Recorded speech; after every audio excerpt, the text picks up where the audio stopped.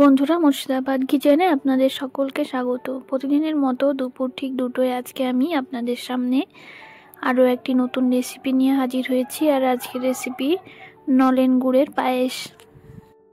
তো আসুন বন্ধুরা, আমি কিভাবে নলেন গুড়ের পায়েস বানাই আপনারা দেখতে থাকুন। আমি নলেন গুড়ের পায়েস বানানোর জন্য প্রথমে নলেন গুড় নিয়ে নিয়েছি। তো আপনারাও এরকম নলেন গুড় কিংবা ঝোলা গুঁড়ও নিতে পারেন। এবার আমি এখানে 500 গ্রাম মতো গোবিন্দভোগ চাল নিয়ে নিয়েছি। চালটাকে আগে থেকে ভিজিয়ে রেখেছিলাম। তো এভাবে ভিজিয়ে রাখলে পায়েস রান্না করতে খুবই সুবিধা হয়। তো চালটাকে এখন জল ঝরিয়ে নেব। জল ঝরিয়ে নেওয়ার পর এইদিকে আমি ডেকচিতে জল বসিয়ে দিয়েছি আর জলটাকে খুব ভালো করে ফুটিয়ে নিয়েছি। আর সাথে ঘিটাকেও একটু গরম করে নিলাম, মানে শীতে ঘি একটু জমে যায়। এবার জলের মধ্যে 2টো তেজপাতা দিয়ে দিলাম। তেজপাতা দেওয়ার পর জল ঝরিয়ে রাখা চালগুলো এর মধ্যে দিয়ে দিলাম। এবার চালগুলোকে খুব ভালো করে প্রথমে সেদ্ধ করে নিতে হবে। চালগুলো দেওয়ার পর একটু খুন্তি দিয়ে নাড়াচাড়া করে নিলাম। নাড়াচাড়া করে নেওয়ার পর ঢাকনা দিয়ে ঢেকে রাখবো। আর এইদিকে আমি অন্য একটা গ্যাসের চুলায় 1 কিলো মতো দুধ নিয়ে নিয়েছি। আর দুধের মধ্যে নলেন গুড়গুলোকে এভাবে গলিয়ে নিচ্ছি। তো গরম দুধে নলেন গুড় এভাবে গলিয়ে নিতে খুবই সুবিধা হয়।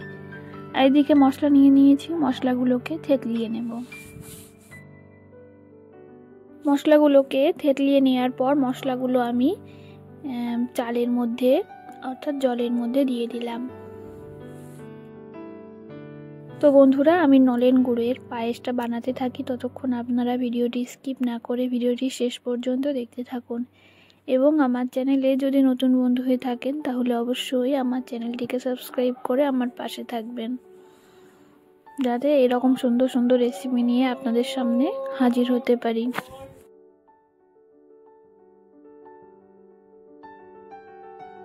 তো দেখতেই পাচ্ছেন চালটা ফুটতে শুরু করেছে।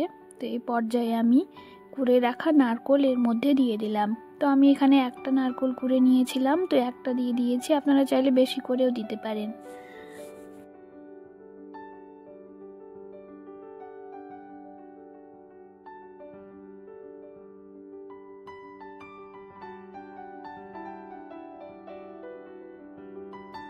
বন্ধুরা, আপনারা কে কে নলেন গুড়ের পায়েস খেতে পছন্দ করেন তারা অবশ্যই কমেন্টে জানাবেন।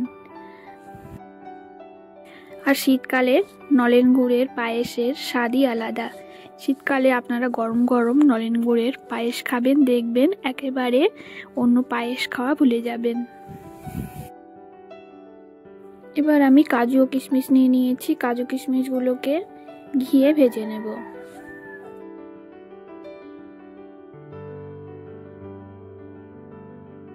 বন্ধুরা, পায়েসের চালগুলো আমার খুব ভালো করে সেদ্ধ করে নেওয়া হয়ে গেছে। এখন আমি এর মধ্যে দুধটা দিয়ে দেব।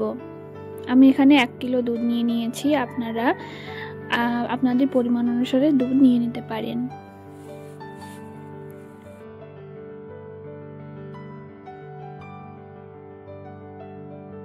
আর পায়েস বিভিন্ন জন বিভিন্ন রকম ভাবে রান্না করে। তো আপনারা কে কি রকম ভাবে রান্না করেন সেটাও অবশ্যই কমেন্টে জানাতে ভুলবেন না। আর আমার এই পায়েস রান্নাটা আপনাদের কেমন লেগেছে সেটাও কমেন্টে জানাবেন।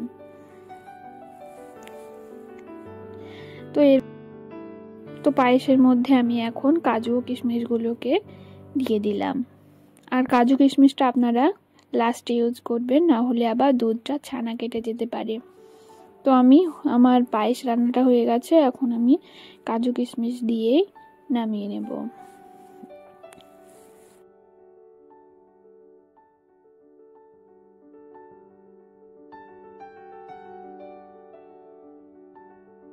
আর বন্ধুরা, আমরা সকলেই জানি পায়েস একটু পাতলা খেতেই ভালো লাগে, খুব বেশি গাঢ় হলে আবার ভালো লাগে না।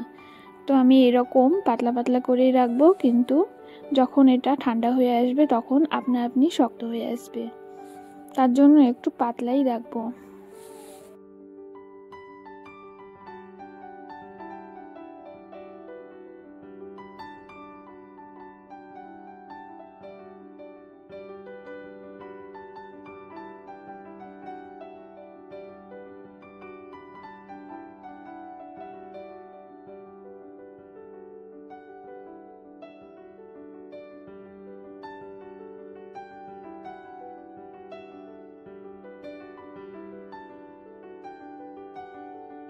আর পায়েসটা যখন হয়ে আসবে তখন বারবার নাড়াচাড়া করে নিতে হবে, না হলে আবার তলায় লেগে যেতে পারে।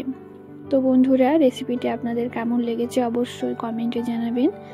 আর ভিডিওটি ভালো লাগলে ভিডিওটিতে লাইক শেয়ার কমেন্ট করে সকলের কাছে পৌঁছে দেওয়ার চেষ্টা করবেন। আর দেখতেই পাচ্ছেন ঠান্ডা হওয়ার পর ঘন হয়ে গেছে। তো আজকের মতো আমি ভিডিওটা এখানেই শেষ করছি। আপনারা ভালো থাকবেন, সুস্থ থাকবেন। ধন্যবাদ।